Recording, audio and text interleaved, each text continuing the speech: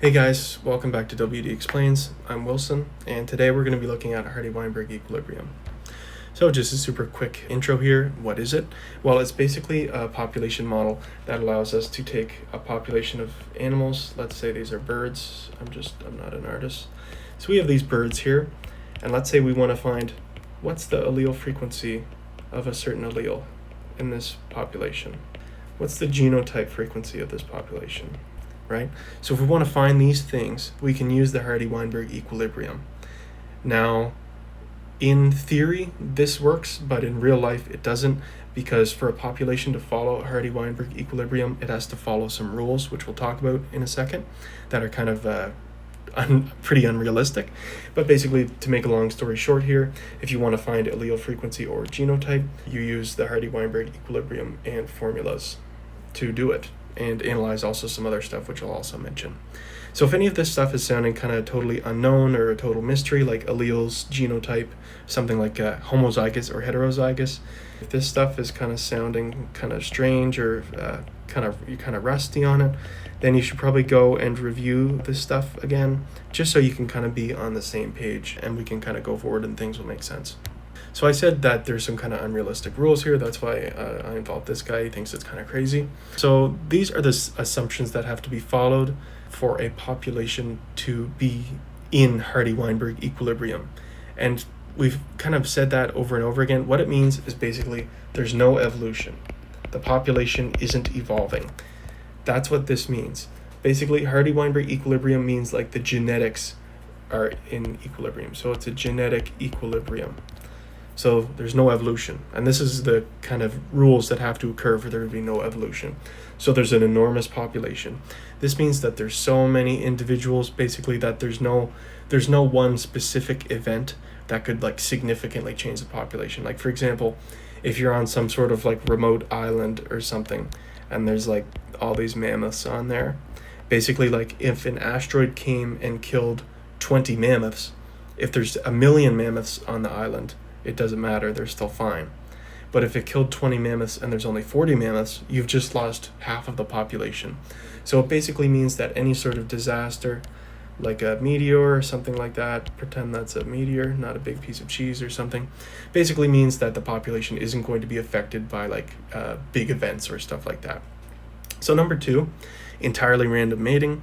This means that basically when you have a male and a female and they encounter, they're going to come together and they're going to reproduce. Like it has nothing to do with the fitness of either the male or the female. If a male and female encounter, they're going to mate no matter what based on the fitness, as we know in real life is wildly untrue. The third assumption is that there's no gene flow.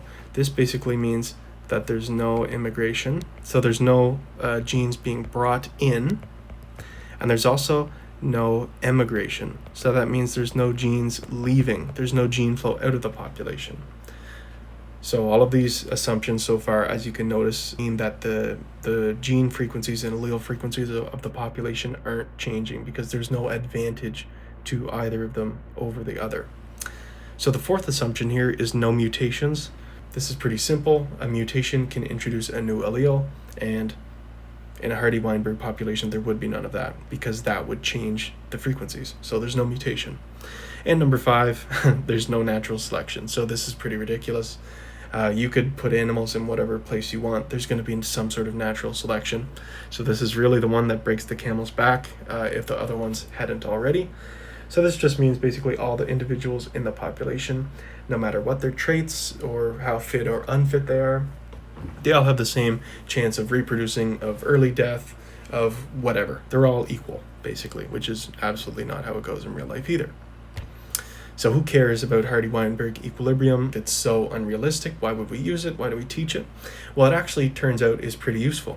So it can be used to analyze the evolution of a population. So it actually turns out that if a population is relatively stable in terms of the genetic material, the numbers, like say the allele frequencies, can actually be pretty similar to the Hardy Weinberg numbers.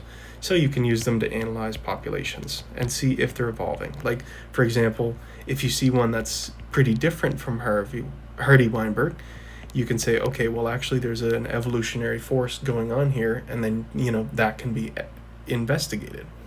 And that's very useful for all sorts of things in biology. Too many to list, really. And then you can also use it to estimate the carrier frequencies for diseases. So if you have a super, super, super rare disease, like say there's 265 people in the world with it, and it's a pretty significant disease, so well, this is a crucial piece of information. And since you also know the healthy population, so around like 8 billion, so since you know the healthy population, which is dominant, and the sick population, which not in all cases, but in some may be recessive, you could actually find how many people are carriers from this information. Because the world on the whole, well, you can use it for an assumption, because obviously it's not going to give you the right answer, but it could give you a pretty good clue, a pretty good idea. So this is super important for social epidemiology and the study of diseases and populations and stuff. It's knowing carriers, because that can inform someone about their risk of carrying or passing on the disease. So let's get on to the math. This is really what Hardy Weinberg is all about, not Harvey. I don't know where that came from. So the formulas here, just to get us started, we usually use P as the dominant allele and Q as the recessive allele. Okay, so how do we do this? So here we have equation 1. We have P plus Q equals 1. Okay, so P is going to be a ratio. So it's going to be in between 0 and 1. And it's basically the ratio of total alleles in the population that are dominant.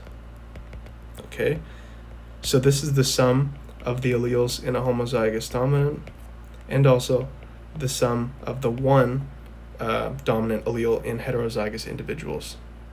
Okay, and Q is the ratio of total alleles that, and again, it's going to be 0x1, so it's going to be in between 0 and 1, that are recessive. And this is basically the same idea. So we're going to count the little a of heterozygous individuals, and then both of the small a's of homozygous recessive individuals. Okay, so we have the second equation here. Why do we need two equations? Well, equation 1 is really all about allele frequency. Okay, so that's really all you can find out with that. Now 2 is basically when we're looking at genotype frequency. So this is super important. These equations go hand in hand. Like when you see P squared here, it is the same as taking P from equation 1 and squaring it. So these are tied together. You can use these together, as we often do. So this is genotype frequency. So as we see here, if we look again over here, P is the dominant allele. So P squared is equal to homozygous dominant. Okay, so this is the ratio of the population. Again, it's in between 0 and 1. This is the ratio of the population that has two dominant alleles. That's homozygous dominant. If we look at 2PQ, maybe you can guess, this is the heterozygous individuals, and it's also in between 0 and 1. Okay, this is the ratio of the population of the individuals that are heterozygous. And then Q squared, as you could probably guess, is AA. And again, it's between 0 and 1. Okay, so just a super quick example. You could have P plus Q equals 1. You could say that they're both 0.5. So each of these alleles is in a perfect balance with each other, a perfect equilibrium. So if you were to take that and go to equation 2, let's just see if it works, right? So we have 0.5 and 0.5. So we have 0.5 squared plus 2 times 0.5 times 0.5 plus 0.5 squared. So 0.5 squared is 0.25 plus 2 times 0.5, that's going to be 1 times 0.5. And we'll just cross out the 1 because we know 1 times anything is that. And 0.5 squared is 0.25. And if we add these numbers up, we're going to get 1. And 1 equals 1. And that's the end of this equation. So this sort of, you can see here that the equations do tie together. So now let's do some actual solving, now that we know what Hardy Weinberg is all about, and how we also now have our equations to use in our math toolbox to figure it out. Well, I guess our genetics toolbox. Okay, so here's our first easy practice question. So The frequency of a recessive allele in a population is 0.21. That's definitely important to note. We have allele 0.21. Okay, and what are we being asked? What percentage of individuals are homozygous recessive? So that's super important to know. Okay, so we know the frequency of a recessive allele. When we see allele, this means we're looking at P plus Q equals 1. So that this means that this is Q. So we know that Q equals 0.21. Okay, and what percentage? Okay, we may have to do some conversions here. Are homozygous recessive. So if you guys remember from our equations here, Q squared is homozygous recessive. Remember this last part here. Q squared equals homozygous recessive. Okay, so we're looking for Q squared. Okay, so this is a pretty simple question to solve. So we have Q, which is 0.21, and all we do is we square it. So Q squared equals 0.0441. Okay, are we done? Is that what we were asked for? No. So we have what percentage? So that's important to note. This is a ratio. So this is the percentage, not a ratio, and I don't know what that is. This is a ratio. So we're going to multiply this by 100%. Just going to add that arrow in there to make things clear. We're going to multiply this by 100 to become a percentage, and this is going to equal 4.41%. So the percentage of individuals in this population that are homozygous recessive is 4.41% of individuals. So great. Okay, practice question 2. I'm going to let you guys pause the video and see if you can solve this one on your own, and then we'll do it together.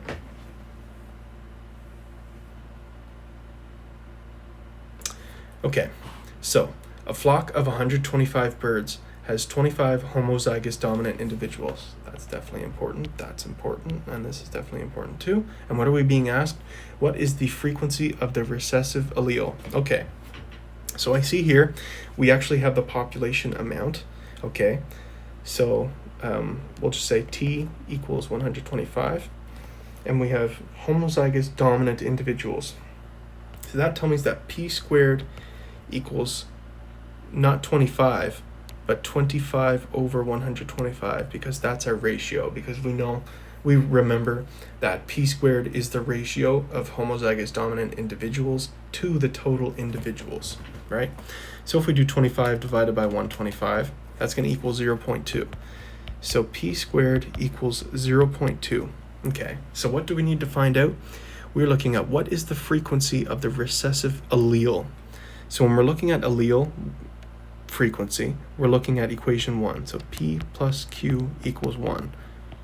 Okay, well we have P squared here. So what we're going to do is we're going to take the square root of P squared. So we're going to take the square root of 0.2, and the square root of P squared equals the square root of 0.2, and P here is going to equal 0.447. Okay, great. So we have this. We have P equals 0.447, and we're looking for Q. We're looking for the frequency of the recessive allele. So we can substitute our P in. So we have 0.447 plus Q equals 1. So we're just going to subtract that with our arithmetic, or our algebra that we know. And this is going to leave us with Q is equal to 0.553. Okay, so we found the frequency of the recessive allele. We're not being asked to find anything else. So that's the solution to this question.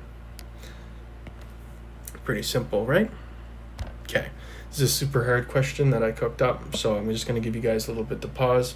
This is going to take a couple, just take your time, try and work it out, see if you can find the answer, and then we'll all do it together.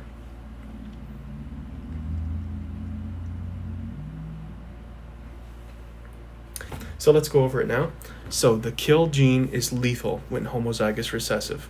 On an island nation with 13,477 births in 2025, 322 deaths were reported from kill recessive homozygosity. 12,000 healthy survivors were determined to be homozygous dominant. Is the island nation in Hardy Weinberg equilibrium? Okay, so basically what we want to do here is we're given two different pieces of information, right?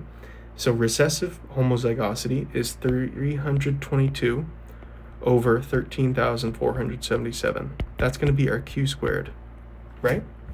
And that's going to come out to 0.0239. Okay, and we also are given 12,000. Okay, but we're going to revisit that later because we have q squared, so we can find q, right? So we're going to take the square root of what we have here. So we have 0.0239, and we're just going to take the square root of that. And that's going to give us that q equals, we're just going to put our little square root in there. We have q equals 0.1546. 0.1546. So 1 minus q equals p. You guys should just know that that's a little rearrangement. And then here we're going to find that p equals 0.845. Okay, now what does this mean? Okay, so we remember that p is the frequency of the dominant allele, right? So we have a number that's given here. We have 12,000 are healthy survivors that are homozygous dominant. And we remember here that this is p squared, right? So we do have p, which is 0.845. So we have 0.845, and we're going to square that. 0.845 squared equals p squared. And what we're going to get from that is 0.714, roughly. Okay, so this is our ratio that should be homozygous dominant in this population. So we're going to multiply this by 13,477 to see how many should be homozygous dominant.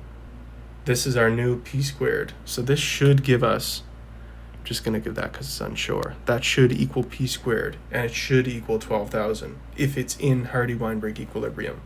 So we're going to multiply that by 13,477. And the answer from this is 9,623. Okay, so I'm just going to put individuals here because this is no longer a ratio. So something's clearly wrong here, right? So in reality, we have 12,000 people that are homozygous dominant. But according to our calculations based on our homozygosity, our recessive homozygosity, we see that our population of homozygous dominant individuals should be 9,623. So what does that mean? Because our p squared does not equal the calculated p squared, this population is not in Hardy Weinberg equilibrium. So if this is a little bit confusing, just think about this. So for example, if you had like an apple sorting machine, or let's say you have an orchard of apples and your apple sorting machine sorts them into piles of 10% green apples. So this is a green apple. Let's just pretend that's green. And 90% red. We'll just color it in to say it's red. Okay? This is basically like what's going on here. And you come across a field that's 20% green and 80% red. You could say, okay, well, this field wasn't sorted by an apple sorting robot like this was because the numbers don't fit, right? So because we found that 12,000 is not equal to 9,000 like it should be, is that this population, the numbers aren't fitting. So what does that tell us? Well, remember, like we said way long ago, that this is basically a genetic equilibrium, so there's no evolution. So when we look at this population, we can say that there actually is evolution going on in this population. So this population is experiencing some sort of selective pressure or evolutionary pressure. And that's about the end of the video. If you guys have any questions about what's going on, you guys can just ask in the comments. If something wasn't explained as well as you'd like, you can also leave a comment. That would help me out. So I hope you guys learned a little something about Hardy Weinberg and appreciated the questions and are more well equipped in your classes. And thanks for watching.